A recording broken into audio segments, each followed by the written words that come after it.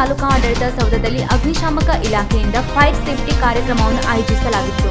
ಕಾರ್ಯಕ್ರಮದಲ್ಲಿ ಪಾಲ್ಗೊಂಡು ಮಾತನಾಡಿದ ಶಿರ್ಸಿ ಸಿದ್ದಾಪುರ ಕ್ಷೇತ್ರದ ಶಾಸಕ ಭೀಮಣ್ಣ ನಾಯ್ಕ, ಕಳೆದ ಒಂದು ವಾರದೊಳಗೆ ತಾಲೂಕಿನ ವಿವಿಧೆಡೆ ಬೆಂಕಿ ಅವಘಡಗಳು ಸಂಭವಿಸಿದ್ದು, ಬೇಸಿಗೆಯಲ್ಲಿ ಸಾರ್ವಜನಿಕರು ಬೆಂಕಿಯ ಕುರಿತು ತುಂಬಾ ಜಾಗೃತವಾಗಿರಬೇಕು.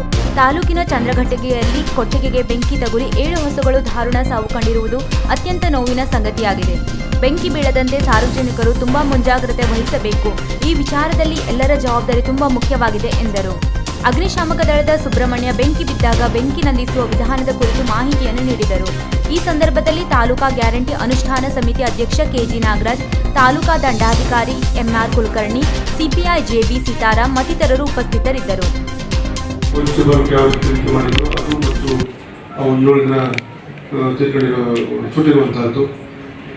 ಇನ್ನು ಒಂದು ಕಡೆ ಲಾರಿಗೆ ಬೆಂಕಿ ತಳ್ಳಿ ಅಲ್ಲಿ ಕೂಡ ಅನಾಹುತ ಆಗಿರುವಂತಹದ್ದು.